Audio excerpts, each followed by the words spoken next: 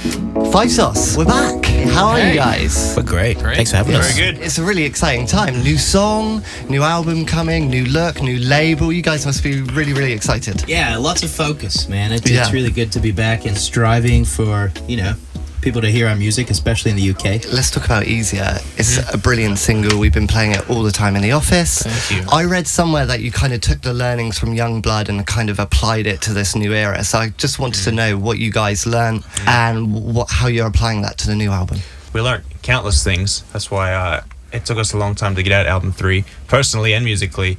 But if we're talking musically, I feel like the main thing we learned is what kind of band we wanted to be and how we were going to be a band for as long as we kind of wanted to, go on for. I think it was a beautiful thing for us to have that song, and then using that knowledge, what we learned on that song, and then kind of pushing the boundaries even further and making something like Easier, and then the rest of the songs that you'll hear to come.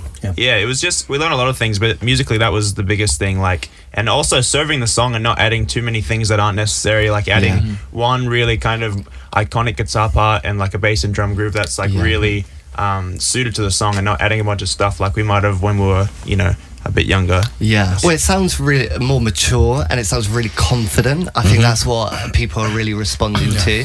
And I wondered if there was an element of trying to get past the teen band thing, because now it really feels like you've honed in on what Five Sauce could be. That's been one of our main, not even challenges, just part of our career. And we recognize a legacy that we've created for ourselves over the span of our we've been in this group for over a quarter of our personal lives, and a mission of ours is to be a people's band, and a band that has a vast variety of different types of music, genre bending, and also super confident in what we release when we release it, and fully executing it visually, and being an all-round incredible pop rock band, so that's been a goal of ours, and the teen fan base is super important.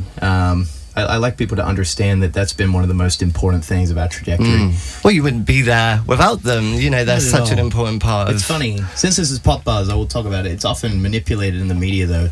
Yeah. Teen fan bases are spoken about as a negative thing sometimes or something, when I think they've actually provided the world with some of the best artists ever, because they are sustainable in a way that it gives you an opportunity to be adventurous with your music, and also challenge ideologies of people that didn't like you before.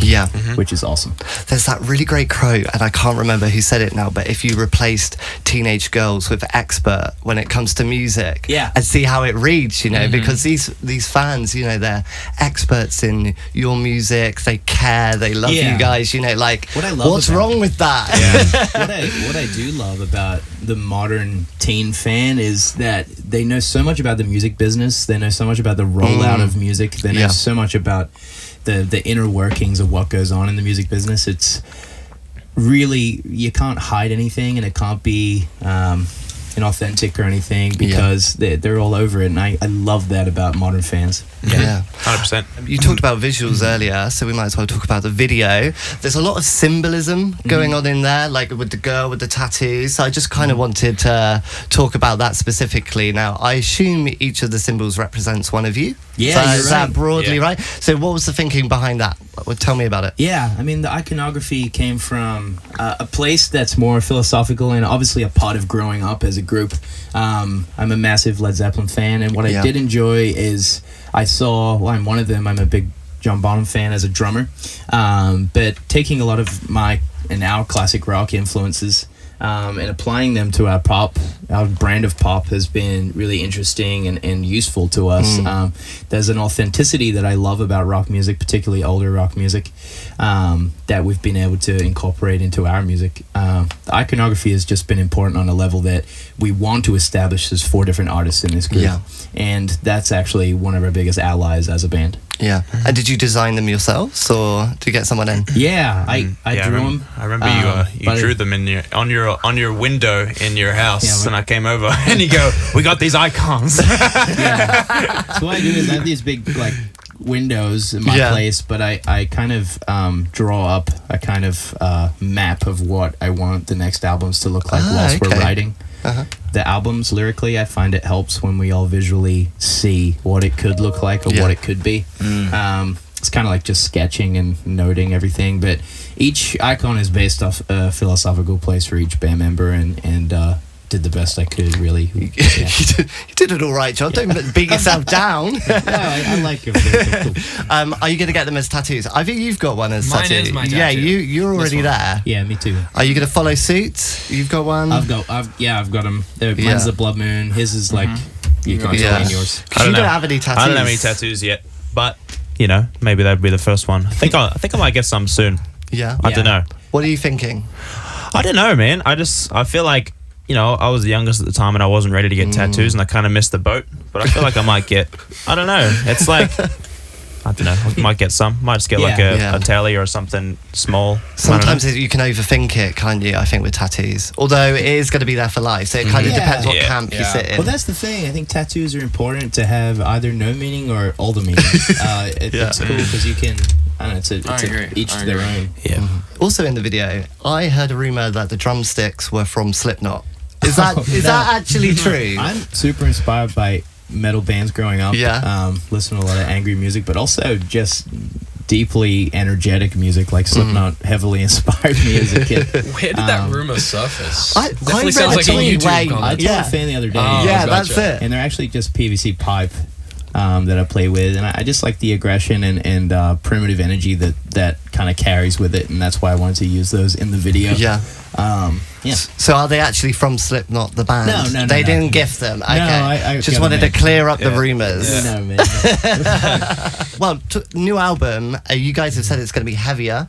I saw maybe that it might have some Nine Inch Nails kind of inspiration behind it. What can you tell us about the inspiration? It's got a ton of different influences on it. You know, it's interesting that it doesn't all lie within this like Nine Inch Nails type of thing that we've spoken about a couple of times. It's actually incredibly diverse in the way that the songs change and how different the songs are. You know, there's so many different types of influences in it that it's hard for us to just put it in one category. And I think that's something we've done really well in the past, is all of our albums have had very different dynamics and different kind of stages as you progress throughout listening to the album start to finish. And this album for us, we feel like, has done the same thing, where you'll listen to one song and you'll listen to another and you'll be like, oh my god, they're so different. But as fans of an artist, you don't want to hear the same song over and over and over and over again. And I think that's something that we've done really well on this record that we've made, especially that you haven't heard yet. I'll take your word for it. Have you decided on a track list yet? No, we haven't. Yeah, not really. We have like a batch of songs that are pretty much done that we're like, these are awesome. Yeah, but we haven't got like a track list yet. No orders. No. How many songs have you written in total? Do you have a figure? It's difficult to pinpoint how many songs you write, because a lot of times you get like halfway through a song and then it's kind of like you move on to something else and that gives birth to another song. Yeah. Like, you know, Easier or whatever it might be. But I mean, we write, so many songs. I'm a psycho about it. My girlfriend hates me. I come home and ask her about songs all night after the studio. I don't know how many that we've written, like 30 for this, I guess. Yeah, it's different this time around. I mean, the more skilled you get at crafting a song, the less songs you write, but the more fulfilling for the vision each song you write is. You know what I mean? So the quality is higher, I guess, than compared to when we were kids. We used to write roughly 200 songs for an album. Christ. Yeah. So I mean, that's kind of all about crafting your skill and getting a filtration system for writing. Yeah, but that goes back to like us writing so much and then finding something like we did in the third album, and then we're like, oh, this is kind of our thing now, and and obviously it's going to change and like differ through songs, but it's like it felt like we had something cool, and that's why maybe it was quicker and there was less songs written, and it was like we're with this kind of a small team of people like Andrew and Ali, and other people would come in and out, but it definitely goes back to that. And I should have said that there is a common thread and there's a theme within this new record that we've made, and you can concept album. You can hear like the same group, even though the songs might be super different. It's cool. What's the process when you're like actually deciding? Is it very democratic? Does someone take the lead? Very democratic. Yeah, no arguments. Very democratic. No, we're all pretty good in that sense that we're all on the same page usually, because by the time you're done writing the album, unless there are songs that individual members will feel a certain type of passion towards, but you're kind of already in the vision already. Yeah. By that point, so if people are like choosing a bunch of different songs, you're like, well, what is this last? Were you in the room? Yeah. And have you chosen a name yet? Obviously, you're not going to tell me, but I just need to know where you are at. Yeah, you know what? The fourth album is really important, and particularly taking note of other kind of groups that we look up to, bands that have existed for a long time. The fourth album needs something, that makes a statement. And I don't know what that would be. Calum and I were talking about it like 3 days ago. But I think we're going to give it time. And as long as you start thinking about it, we'll get to a good place with that name. Yeah, usually it just kind of pops up at the end. All right. Good luck with the single. Good luck with the album. Thank you. Thanks for having us.